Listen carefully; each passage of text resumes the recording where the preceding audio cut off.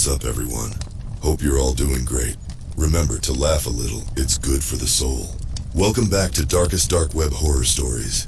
Love hearing from you in the comments, so say hi, share suggestions, or just lurk. Don't forget to like and subscribe.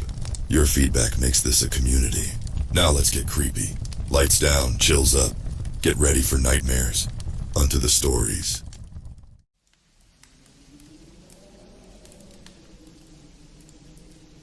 I love food. I blog about it every day. My readers know me as Taste Tracker, but no one knows my real name. I keep it secret for privacy. One day, I got an email from someone called The Insider.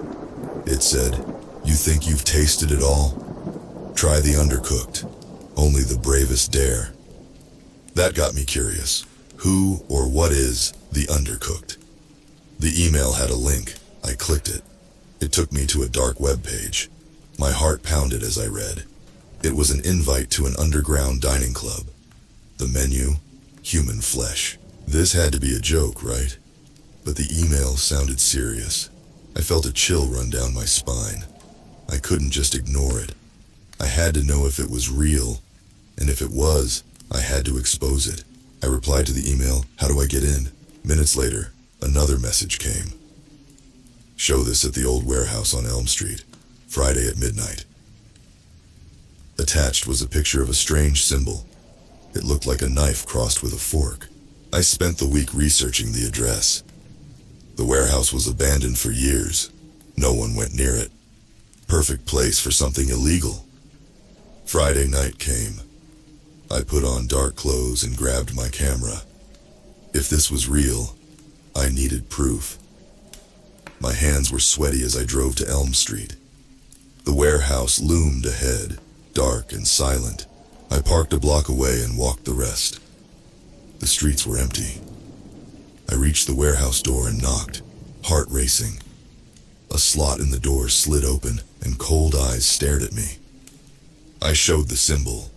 The door creaked open. Inside, it was dark and damp. A man in a black suit led me down a narrow hallway. We reached another door. He opened it, and my jaw dropped. The room was like a high-end restaurant. Dim lights, fancy tables, and people in expensive clothes. I didn't belong here. The man pointed to a table. "Sit, enjoy." I sat, feeling out of place. A waiter appeared with a menu. My hands shook as I opened it. The dishes had names like tenderloin tartare and prime rib delight. It all sounded normal, but I knew the truth. My stomach churned. I couldn't eat. I had to find evidence. I noticed a door marked staff only. Maybe the kitchen? I excused myself and headed for the door. No one stopped me. Inside, it was quiet. I saw chefs working. They used knives and cleavers. My skin crawled as I imagined what they were cutting. I snapped a few pictures. Suddenly, someone grabbed my shoulder. I spun around. It was a tall man in a chef's coat. He had a cruel smile. "Lost?" he asked. I shook my head. "Just curious." He laughed. "Curiosity killed the cat, you know." My heart raced. I had to get out before he got suspicious. "I should get back," I said. He nodded but kept his eyes on me. I slipped out and hurried to my table. My mind was racing. I had some evidence, but not enough. I needed more. I had to come back, and next time I'd be ready. I couldn't sleep that night. The images from the warehouse haunted me. I needed to dig deeper. But how? I had some photos, but nothing concrete.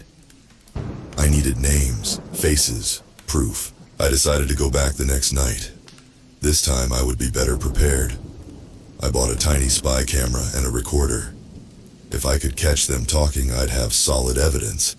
But I needed a plan. I spent the day researching. I found an old news article about missing people in the area. They had vanished without a trace. My stomach twisted. Were they the ingredients? Friday came again. I felt like I was in a nightmare. I drove to the warehouse, parked, and walked the same dark streets. I knocked on the door, showed the symbol, and got in. The same man in the black suit led me to a table. The room was filled with the same fancy people. laughing and chatting. How could they be so normal? This time I kept my eyes and ears open. I listened to conversations, watched faces. They talked about business deals, politics, art. Nothing seemed out of the ordinary. But I knew there was something deeper. The waiter brought the menu again. I pretended to read it, my hands trembling. I couldn't order anything. I just couldn't. I noticed a group of people near the back, talking in hushed tones. One of them looked familiar. My heart skipped a beat. He was a local politician. What was he doing here? I needed to hear their conversation. I activated the recorder in my pocket and slowly made my way closer, pretending to admire the decor. I caught snippets of their talk. New shipment coming in. High-profile guest next week. Keep it under wraps. My blood ran cold. They were talking about the ingredients, and they had more people coming. I needed to get closer. I moved toward a nearby table, trying to look casual. Suddenly, a hand grabbed my arm. It was the tall chef from last time. "We need to talk," he said, his grip tight. I tried to stay calm. "About what?" He leaned in, his eyes cold. "You've been asking questions. We don't like that." My heart pounded. "I'm just curious." He smirked. "Curiosity killed the cat, remember?" He dragged me to a back room. It was small and dark. He shoved me inside and locked the door. My pulse raced. I had to think fast. I activated the spy camera, hoping to catch anything useful. The room was empty except for a table and chair. I sat down, trying to stay calm. Minutes felt like hours. Finally, the door opened. The chef came in with two men in black suits. They looked at me with cold eyes. "Who are you?" one of them asked. "I'm a food blogger," I said, trying to keep my voice steady. "I just wanted to write about the experience." The chef laughed. "Liar, we know you're snooping." I had to think of something, anything. I can pay. I have money." They looked at each other. One of them shrugged. "Maybe she's worth something." The chef leaned in close. "You better start talking, or we'll find out how you taste." My blood ran cold. I had to find a way out, and fast. My mind raced. I had to get out of here, but how? The chef and his goons were watching me closely. My heart pounded as I tried to think of a plan. Okay, I said, trying to sound desperate. "I'll tell you everything." The chef leaned back, a smug smile on his face. "Start talking." I got a tip about this place. They said it was a unique dining experience. I thought it would be good for my blog, I said, keeping my voice shaky. I didn't mean to cause any trouble. The men exchanged glances. "Who gave you the tip?" one of them asked. "I don't know," I lied. "It was anonymous." They didn't seem convinced. The chef stepped closer. "Why don't I believe you?" "I swear, that's all I know," I said, my voice cracking. "Please let me go. I won't tell anyone." The chef studied me for a moment, then nodded to the other men. "Search her." One of the men patted me down, finding my recorder and the spy camera. He handed them to the chef, who looked at them with interest. "What's this?" "Just tools for my blog," I said quickly, "to document my experiences." The chef smirked. "Nice try." He smashed the recorder and camera on the floor, then nodded to the men. "Take her to the basement. We'll decide what to do with her later." Panic surged through me. The men grabbed my arms and dragged me out of the room. I struggled, but they were too strong. They took me down a narrow staircase into a dark, damp basement. The air was cold and musty, sending shivers down my spine. They shoved me into a small, empty room and locked the door behind me. I was trapped. My heart raced as I looked around, trying to find a way out. There was a small window near the ceiling, but it was too high to reach. I had to think. I couldn't let them turn me into their next meal. I took a deep breath, trying to calm myself. I needed a plan. I noticed a loose brick in the wall. I pried it loose, hoping to find something useful. Behind the brick was a small, dark space. I reached inside and felt something cold and metallic. I pulled it out. It was a small, rusty knife. It wasn't much, but it was something. I hid the knife in my sleeve just in case. I needed to bide my time and wait for the right moment. Hours passed. My mind raced with fear and desperation. Finally, I heard footsteps approaching. The door creaked open, and one of the men stepped inside. "Come with me," he said, his voice cold. I followed him, keeping the knife hidden. He led me through a maze of hallways, finally stopping at a door. He opened it and shoved me inside. The room was filled with people. They all turned to look at me. At the head of the table sat the chef, his eyes glinting with malice. "Welcome to the real experience," he said with a sinister smile. My heart pounded as I realized what was happening. They were going to make an example of me. I had to act fast. I gripped the knife in my sleeve, ready to make my move. I had one chance to escape, and I couldn't afford to fail. "Let's begin," the chef said, and the room went silent. I took a deep breath, my pulse racing. It was now or never. I gripped the knife tightly in my sleeve, feeling its cold metal against my skin. My heart pounded as I tried to steady my breathing. The room was filled with people elegantly dressed, yet their eyes were filled with a predatory gleam. They were all waiting for the show to begin. The chef stood at the head of the table, a cruel smile playing on his lips. "Ladies and gentlemen," he began, his voice echoing through the room. "Tonight, we have a special treat for you." I knew I had to act fast. If I waited any longer, it would be too late. The chef's eyes met mine and his smile widened. "Our guest here has been very curious about our operations. Let's give her a first-hand experience." The crowd murmured with anticipation. I couldn't wait any longer. Summoning all my courage, I lunged at the nearest person, the knife flashing in my hand. The element of surprise was on my side. The man gasped and stumbled back, clutching his arm where the knife had cut him. Chaos erupted. People screamed and scrambled away from me. I darted toward the door, shoving through the panicked crowd. The chef shouted, "Stop her!" I sprinted down the hallway, my heart pounding in my chest. I had no idea where I was going, but I knew I had to keep moving. Behind me, I could hear the sound of footsteps and angry shouts. I turned a corner and saw a door at the end of the hallway. Praying it wasn't locked, I ran toward it and pushed it open. The door led to a staircase. I bolted up the stairs, 2 at a time, my breath coming in ragged gasps. I reached the top and found myself in another dimly lit hallway. I had to find a way out. I spotted a door marked "Exit" and ran for it. I burst through the door and found myself in an alley behind the warehouse. I didn't stop running. I kept going, my feet pounding against the pavement. I had to put as much distance between me and the warehouse as possible. Finally, I reached my car, parked a few blocks away. I jumped in, my hands shaking as I fumbled with the keys. The engine roared to life and I sped away, my heart still racing.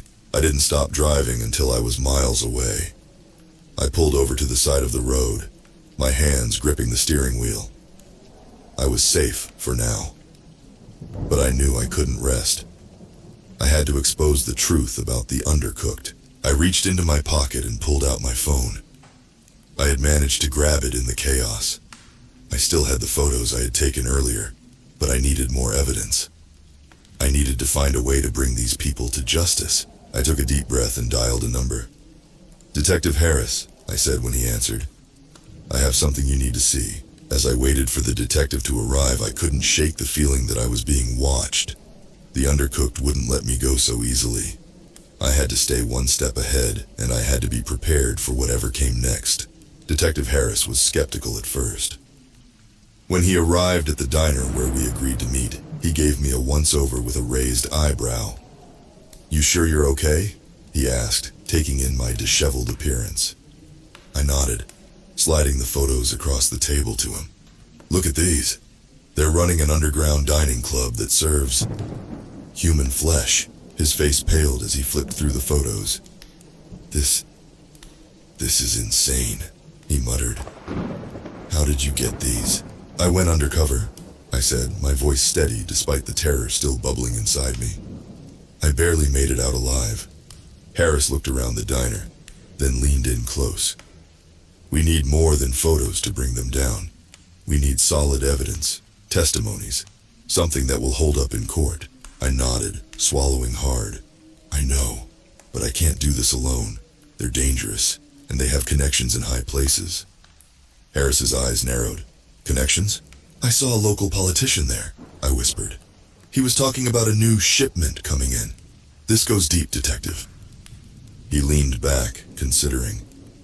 All right, he said finally. We'll need to be careful. They're not going to take this lying down over the next few days. Harris and I worked out a plan. We needed to infiltrate the Undercooked again, but this time with backup. We couldn't trust anyone else in the department until we had more evidence. One night, as we were finalizing our strategy, I received another email from the Insider. My blood ran cold as I read the message. You're playing a dangerous game, Taste Tracker. They're watching you. Be careful. I showed the email to Harris. Do you think it's a trap? He frowned. It could be, or it could be someone on the inside trying to help. We don't have a choice, I said. We need to act fast before they disappear. The night of the operation, I was a bundle of nerves. Harris and a few trusted officers would be nearby, ready to move in when I gave the signal. I wore the same dark clothes, my camera and recorder hidden on me. When I knocked on the warehouse door, I was greeted by the same cold eyes. The man in the black suit eyed me suspiciously. Back again? He asked. I forced a smile. I'm a glutton for punishment, I guess.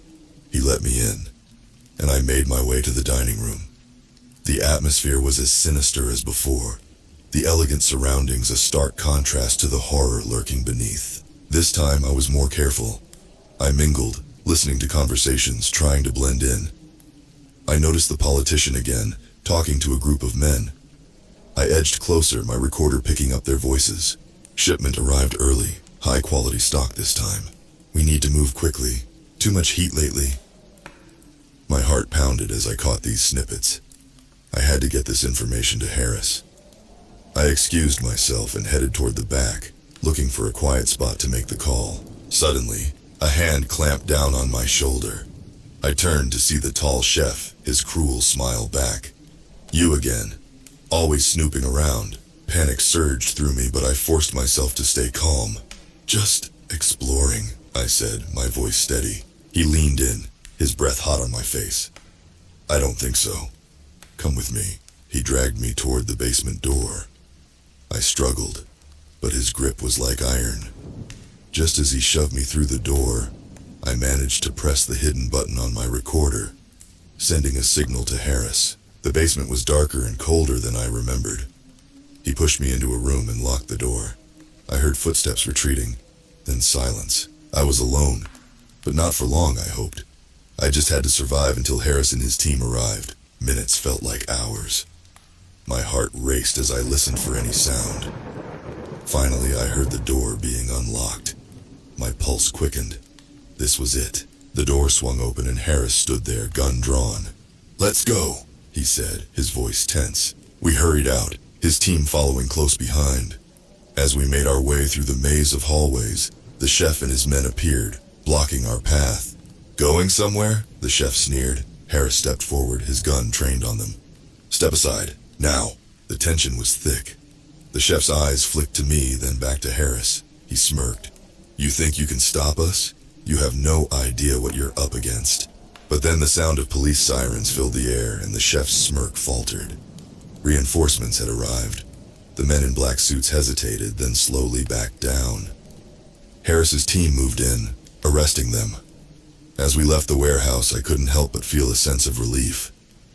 But I knew it wasn't over. The Undercooked had deep roots, and this was just the beginning. Back at the station, Harris and I reviewed everything we had gathered. The recordings, the photographs, and the testimonies from the night's arrests were compelling. But I couldn't shake the feeling that we were only scratching the surface. We need to figure out who's at the top, Harris said, pacing his small office. Someone powerful is pulling the strings, and they won't stop because we took down a few pawns. I nodded, exhausted but determined. The politician I saw, he's involved. And there's someone called the Insider who's been helping me. Maybe they know more. Harris looked thoughtful. We need to find the Insider. Maybe they can give us the lead we need. We decided to follow up on the politician first. His name was Richard Steele. a local councilman with a spotless public image. But I had seen him at the Undercooked, and his conversation about shipments had been damning. We spent the next few days gathering information on Steele. Harris used his connections to dig into Steele's background, while I searched for any clue that might link him to the underground dining club. It wasn't long before we found a pattern. Steele had a history of supporting questionable business deals and had connections to several missing persons cases. One evening I received another email from the Insider. It was short and cryptic. "They're watching you. Trust no one. Steele is just the tip of the iceberg." I showed the email to Harris. "We need to meet them," I said. "They know more than they're letting on." We set up a meeting at a public park, a place where we could blend into the crowd. The Insider agreed to meet at dusk. As I waited on a bench, my nerves were on edge. Harris was nearby, watching discreetly. A hooded figure approached and sat next to me. They kept their head down, speaking in a low voice.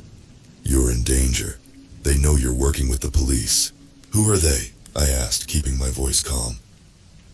"Powerful people. Politicians, businessmen, even law enforcement. Steele is one of many." "Why are you helping me?" I asked. The Insider hesitated. "I used to be one of them, but I couldn't stomach it anymore.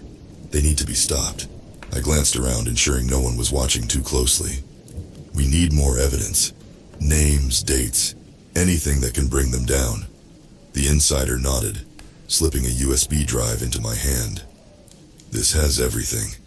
But be careful. If they find out you have it, they'll come for you." Before I could ask anything else, the Insider stood and walked away, disappearing into the crowd. Back at the station, Harris and I examined the contents of the USB drive. It was a gold mine. Documents, emails, financial records, all linking Steele and others to the Undercooked. But it also revealed something more sinister, a list of targets, people who were to be kidnapped and turned into the next ingredients. "We have enough to bring them down," Harris said, his voice filled with resolve. "We need to act fast." We coordinated with a trusted federal agent, someone Harris knew from his early days in the force. This was bigger than just our local precinct. It required a nationwide sweep to dismantle the network. The night of the operation, tension was thick in the air.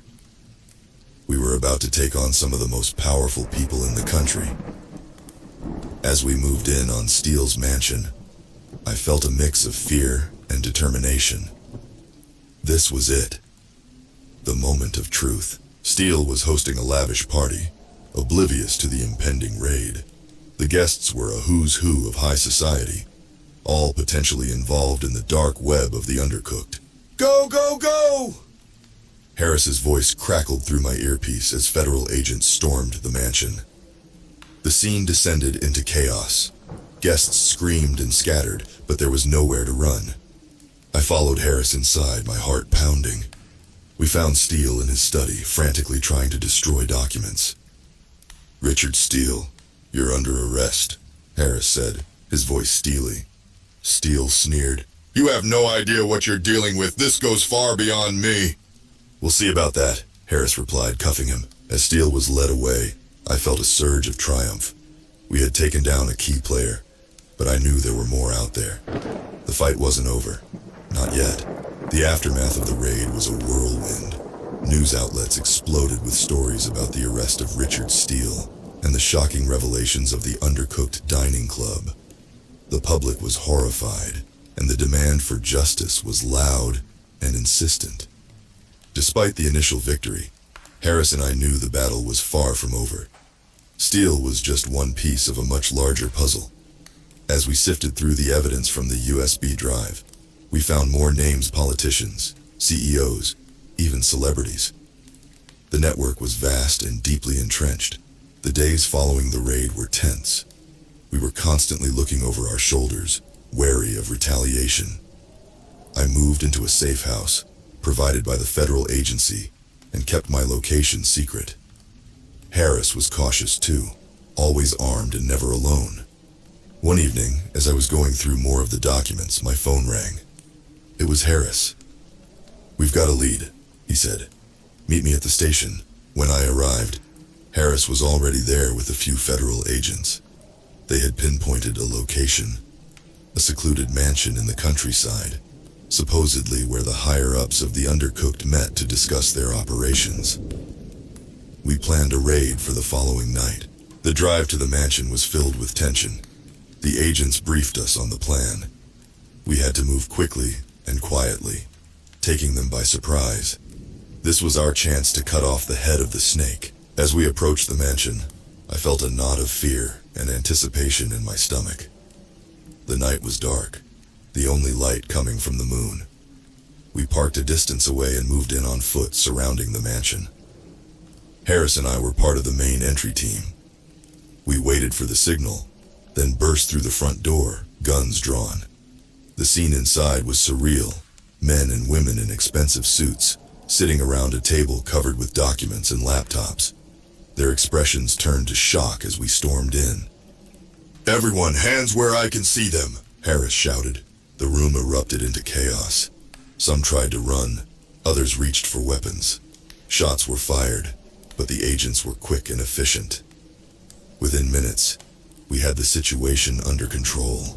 The key players were handcuffed and led out, their faces a mix of fear and anger.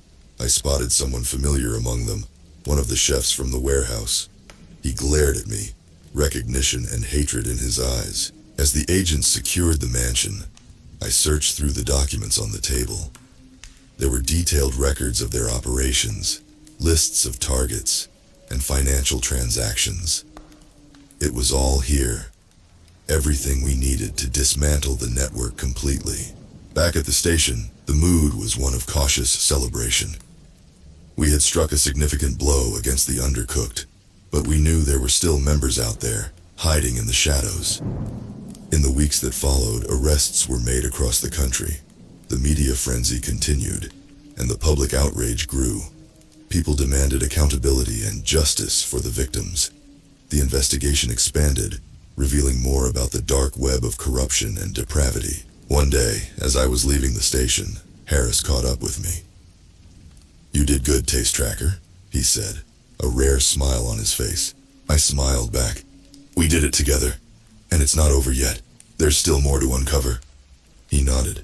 "But we've made a difference. We've saved lives." I felt a sense of accomplishment, but also a lingering unease. The fight wasn't over. The Undercooked might be crippled, but they weren't gone. I would stay vigilant, ready to continue the battle if needed. As I drove back to the safe house, I thought about everything that had happened. I had set out to explore the world of food, and instead, I had uncovered a nightmare. But I had also found strength I didn't know I had, and allies like Harris, who were willing to stand with me against the darkness. The road ahead was uncertain, but I knew one thing for sure. I would keep fighting. For the victims, for justice, and for the truth. The Undercooked had been exposed, and there was no turning back.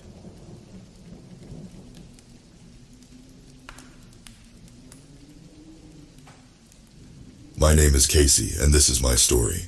I'll start by saying that I was never really a religious person, but I'm also not going to say I didn't have a bit of curiosity when it came to magic and the occult. I dabbled in tarot readings when I was a teen, even taking an online class. I've always loved candles and crystals, but honestly, the biggest thing that has ever happened to me in the magical realm would be my time spent as a witch on a Wiccan coven back in high school. That was the closest I had ever come to anything real, or so I thought at the time. I was living with my parents during college and studying business administration. It was around 10 a.m. on a Saturday morning, and I was browsing Reddit when a link on the front page caught my eye. It read, "Looking for new spells? Check out this dark web forum." Without really thinking about it, I clicked through and found myself on a dark web forum filled with different types of spells. As I browsed through the categories, one in particular caught my eye. Seduction, it read. The description said the spell would cause a person of your choosing to fall deeply in love with you. I've always been a little insecure, so at first I dismissed it as something I would never really consider. But then I thought about it more and started thinking, maybe this was the perfect way to boost my confidence and find love. I scrolled down to the thread and saw the post read, "Success. After months of trying different spells, I finally found this one. It's guaranteed to work, and worked for me. Let me know if you have any questions. I thought to myself, maybe there really was a way for me to find someone to love me. But at this point, I couldn't just sit around waiting for it to happen on its own. I made my way through the steps listed in the post and cast my first dark spell. The next few days were pure bliss. Everyone around me was suddenly becoming infatuated with me and wanting my attention. Even some of my coworkers who had been rather rude to me were now flirting with me at work. All of a sudden things were going my way. And yet there was still something missing. No one seemed truly interested in me, they just wanted to sleep with me. I spent the next few days trying to find another spell that would allow me to find true love. But every spell I tried failed, even the ones that said they were guaranteed to work. I started spending more and more time on the dark web forum, scrolling through the posts and asking for advice from other users. It seemed like every time I found a potential new spell, it would be taken down before I could try it out. I started feeling like my luck had run out. I was browsing through the forum when I saw a new post by a user with the handle Seductress. The post read, "I can help you find true love." Intrigued, I clicked on the link and found myself on a different dark web forum. I read through the instructions for this spell, and it seemed simple enough. All I had to do was recite some specific words at 3 a.m. in the morning, and my true love would be mine. It was an easy enough spell, and I figured, what did I have to lose at this point? So at exactly 3 a.m. I recited the words and went back to sleep. When I woke up the next morning, there was a knock on my bedroom door. It was my mom holding a cup of coffee for me. She told me she had heard that I had been up late working on a project and wanted me to have some coffee. Feeling slightly suspicious, but also happy that someone cared about me, I accepted the coffee and we sat down together in my living room to chat. We talked for a bit about school and work when she suddenly turned to me and asked if I had seen anyone special lately. I told her that I hadn't, and she looked at me with a concerned expression. She started asking me more questions, like if I had been feeling lonely, or if there was someone I was interested in. At this point, I felt like she knew something was going on, but didn't know what. I tried to brush her off and change the subject, but she just kept poking at me until finally, frustrated, I admitted that yes, I had been looking for love and even considered casting spells to find it. My mom looked at me with a mixture of concern and confusion. I could tell she wasn't sure what to say or how to react. After a moment of silence, she finally spoke. She told me that she was proud of me for being honest with her and that she knew it had to be hard for me to open up to her. But then she told me that I needed to stop trying to find love through magic and instead focus on finding it naturally. She told me that eventually someone would come along who would love me for who I am and not what I could do for them. I didn't argue with her. Instead, I just sat there and listened, taking in all the words of wisdom she had to offer. It was after breakfast that things started to change. My mom suddenly became distant and cold towards me. She started ignoring my calls and texts, not even replying when I asked her if everything was okay. This went on for weeks, until finally one night when I was sitting alone in my bedroom, a voice suddenly came from the dark corner of the room. It said, "Hello, Casey," in a low, deep voice that sent shivers down my spine. "Who's there?" I asked, my voice shaking. "I am the one who will grant your wishes. All you have to do is give me your soul," the voice replied. I quickly got up from the bed and turned on the light, but there was nothing there. "What are you talking about?" I asked, feeling a little bit crazy at this point. The voice didn't reply immediately, and I thought maybe it had left, but then it spoke up again. "Your mother knows what you did, Casey. She has been keeping you from me for a long time, but now that she's gone, I will take you for my own." My heart was pounding in my chest at this point. I had no idea what was going on or what to do. "What do you want with me?" I finally managed to ask, feeling like I was losing control of the situation. "I want your soul, Casey. It is the only thing that can satisfy my hunger," the voice said. I was starting to feel like I was going insane, and that maybe this whole thing was just a dream, or a hallucination brought on by too much stress. But then I heard the door to my bedroom open and I saw a figure standing in the doorway. It was tall and slender, with long dark hair and piercing red eyes. It looked almost human, but there was something off about it. Something that made me feel like it wasn't alive. "Hello, my dear Casey," it said in a voice that was almost seductive. I am the one who will grant your wishes and make all your dreams come true. I stood there frozen in place, not knowing what to do or say.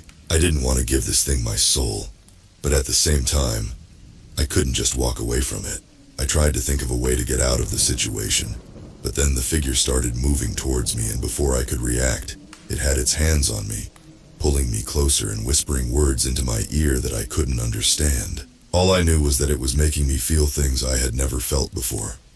Things that were intense and all-consuming.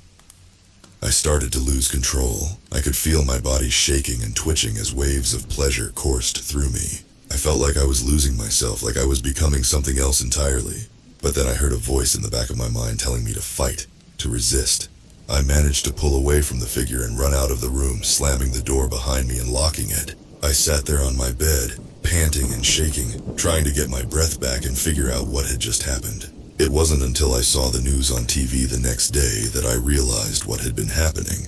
The figure that had been in my room was none other than the one responsible for the murders that had been taking place in our town for the past few months. It had been killing people who were involved in dark magic or who were attempting to perform spells of their own.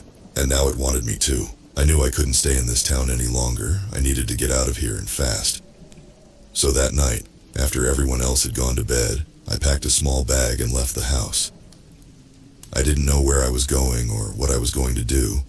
All I knew was that I couldn't stay here and risk being killed. I walked for hours, trying to put as much distance between myself and this town as possible.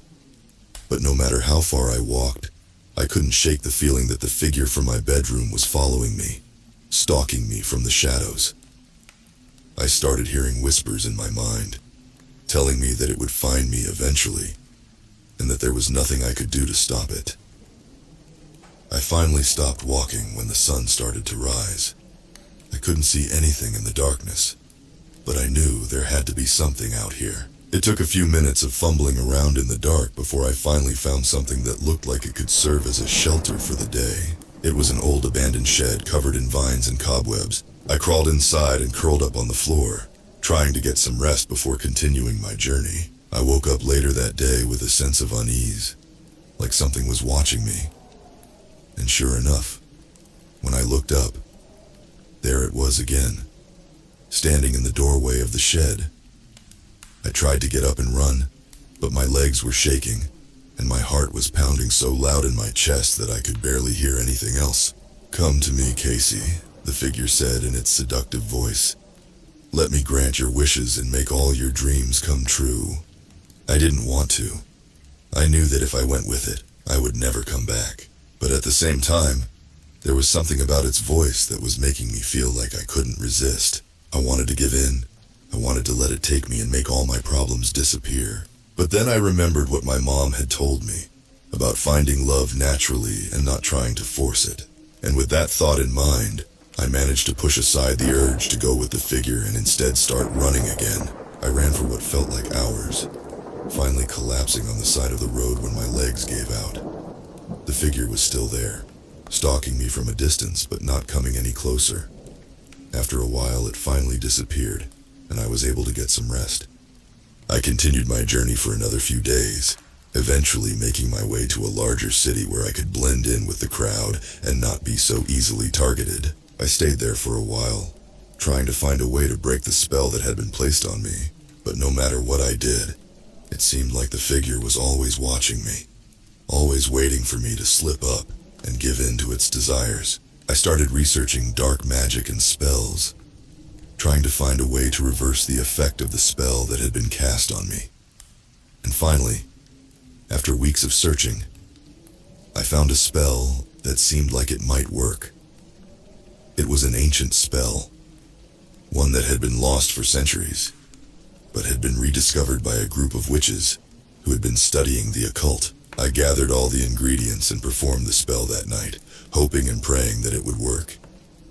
And as the words left my mouth and the candles burned bright, I felt something inside me change. The figure was no longer stalking me.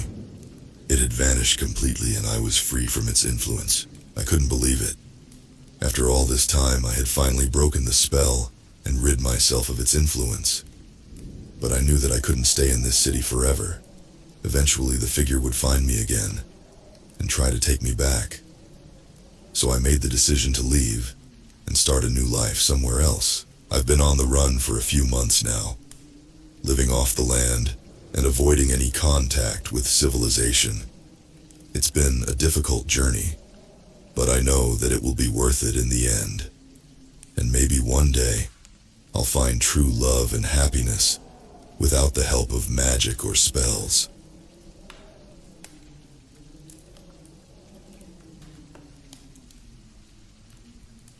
There's something about the city at night that always felt comforting to me. The yellow glow of street lamps, the muffled hum of traffic, and the occasional burst of laughter from late-night revelers made me feel like I belonged somewhere in the vast, pulsing machine of urban life. As a private investigator, I've seen the city's underbelly more often than I care to admit, but it never quite lost its charm. Until recently, it was a Tuesday night when I first stumbled onto the case that would consume me. My office, a cramped space above a rundown bookstore, was my sanctuary. The neon sign outside my window flickered erratically, casting strange shadows on the peeling wallpaper. I was nursing a glass of bourbon, sifting through the stack of bills and mundane cases that littered my desk, when my phone buzzed. "Warren," I answered, my voice thick with the weight of exhaustion. "Mr. Warren, my name is Charles Avery. I need your help," came the voice on the other end, trembling with urgency. Avery was a name that commanded respect. He was a tech mogul, one of those Silicon Valley geniuses who turned code into gold. What could he possibly need from a PI like me? "I'm listening," I replied, leaning forward, intrigued. "It's about my brother Henry. He's missing. I think something terrible has happened to him." "Have you contacted the police?" "Yes, but they're not taking it seriously. They think he's just off on another bender. But I know Henry. He wouldn't just disappear like this." I jotted down some notes. Missing persons cases were a dime a dozen, but something about Avery's desperation tugged at me. "All right, Mr. Avery, I'll take the case. Can you come by my office tomorrow morning with any information you have on Henry?" "Of course, thank you, Mr. Warren. I'll be there at 9 a.m. sharp." As I hung up, a sense of foreboding settled over me. Something told me this case was going to be anything but ordinary. The next morning, Charles Avery arrived as promised. He was a tall man in his late 40s, impeccably dressed in a tailored suit. His eyes, however, betrayed his polished exterior. They were haunted, restless. He handed me a folder containing photos of Henry, emails, and a detailed account of his last known whereabouts. Henry Avery, it seemed, had a penchant for luxury and an insatiable appetite for thrill-seeking. His last known location was a high-end club downtown, a place known for its exclusivity and discretion. "Henry was last seen at the Velvet Room," Charles explained. "It's a members-only club, very hush-hush." "I'll start there," I assured him. "I'll need access to his email and social media accounts as well. Maybe there's something in his recent interactions that could give us a lead." Charles agreed, handing over the necessary passwords. As he left, I felt the weight of his expectations settling on my shoulders. Finding a missing person was never easy, especially in a city where people vanished without a trace every day. The Velvet Room was every bit as opulent as I'd imagined.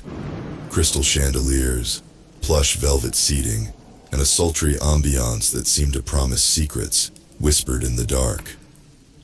I flashed my fake membership card, a little trick I'd learned over the years, and slipped inside, blending into the crowd.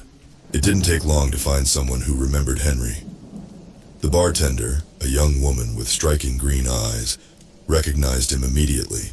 "Yeah, I remember him," she said, polishing a glass. "Came in here a few times, always left with a different woman." "Did you happen to see who he left with the last time he was here?" I asked, trying to keep my tone casual. She frowned, thinking. "I think it was a brunette, stunning, dressed in black. Don't remember much else, sorry." It wasn't much, but it was a start. I spent the next few days digging into Henry's online life, looking for any mention of a brunette or the Velvet Room. That's when I stumbled upon the messages. They were in his private email, hidden among the usual spam and business correspondence. The exchanges were with someone named Selena. The messages were flirtatious, filled with promises of adventure and passion. The last message from Henry read, "Can't wait to see you tonight at the Velvet Room." I had a name and a place, but Selena was as elusive as a shadow. No social media profiles, no public records. It was as if she didn't exist. I decided to pay another visit to the Velvet Room, hoping for more luck. It was there that I met her. Selena. She was even more stunning in person. Long dark hair, piercing blue eyes, and a smile that could melt the coldest heart. She was sitting at the bar, alone, nursing a martini. I approached her, my heart pounding. "Mind if I join you?" I asked, trying to appear casual. She looked up, her eyes scanning me with a mixture of curiosity and amusement. "Sure," she said, her voice like honey. "I'm Selena. James," I replied, extending my hand. "You come here often?" "Every now and then," she said with a sly smile. "And you?" "First time. Heard this place was interesting." She laughed softly. "Oh, it is. Very interesting." We talked for hours, the conversation flowing easily. There was something intoxicating about her, something that made it easy to forget why I was there. By the end of the night, I was completely under her spell. As we left the club together, I couldn't shake the feeling that I was walking into a trap. But I didn't care. All I could think about was her. Selena's apartment was a sleek, modern space with floor-to-ceiling windows offering a breathtaking view of the city. She poured us both a glass of wine and we settled onto the couch, the city lights twinkling in the background. "So, James," she said, her voice soft and seductive, "what brings you to the Velvet Room?" "I'm looking for someone," I admitted, deciding to take a risk. "A man named Henry Avery. Do you know him?" Her expression didn't change, but I noticed a flicker of something in her eyes. "Henry?" "Yes, I knew him. We had a brief affair." "What happened to him?" She sighed, looking away. "He was troubled, always chasing the next thrill. The last time I saw him, he said he was going to meet someone, a woman. He didn't give me her name. Do you think he's in danger?" She looked back at me, her eyes hardening. "We're all in danger, James. This city is a jungle and only the strongest survive." There was something in her tone that sent a shiver down my spine. But before I could press further, she leaned in, her lips brushing against mine. The rest of the night was a blur of passion and desire, and for a moment, I forgot all about Henry Avery. When I woke up the next morning, Selena was gone. I lay there, staring at the ceiling, my mind racing. I needed to find out more about her, about Henry, about the web of secrets I was getting entangled in. Over the next few days, I dug deeper into Selena's past. She was a ghost, leaving no trace behind. But the more I searched, the more I began to see a pattern. There were other men, wealthy and powerful, who had disappeared under similar circumstances. All of them had been involved with women like Selena, beautiful, mysterious, and deadly. I was on the brink of a breakthrough when I received a call from Charles Avery. He sounded frantic, his voice barely recognizable. "Mr. Warren, you need to stop. Whatever you're doing, stop it now." "What are you talking about?" I asked, confused. "I've been getting threats. They know you're looking for Henry. They're watching you." "Who's watching me?" "I don't know, but they're dangerous. Please just drop the case." I hung up, a cold sweat trickling down my spine. This was bigger than I'd imagined, but I couldn't stop now. I was too deep in, and I needed to know the truth. I decided to confront Selena. I couldn't shake the feeling that she was hiding something. I went back to her apartment, but she wasn't there. The place was empty, as if she'd never lived there. Panic set in as I realized how little I actually knew about her. Desperation drove me to dig deeper into the dark web, where I found whispers of a network known as the Black Widows. They were a group of women who lured wealthy men into dangerous liaisons, only to rob and murder them. The more I read, the more I realized that Selena was one of them. But why had she let me live? My thoughts were interrupted by a knock on my door. I opened it to find Selena standing there, her eyes wide with fear. "James, you need to leave now." "What's going on?" I demanded, my heart pounding. They know you're onto them. They're coming for you. Who are they? She looked around nervously before stepping inside and closing the door. The Black Widows. We're a network of women who do terrible things. But I never wanted this life. I tried to get out, but they won't let me. Why are you telling me this now? Because I care about you, she said, her voice breaking. And because you're in danger. We both are. I stared at her, trying to process everything. What do we do? We need to disappear, leave the city, start over. It was a crazy plan, but I didn't see any other option. We packed our things and left my apartment, the weight of our secrets hanging heavy in the air. As we drove out of the city, I couldn't shake the feeling that we were being watched.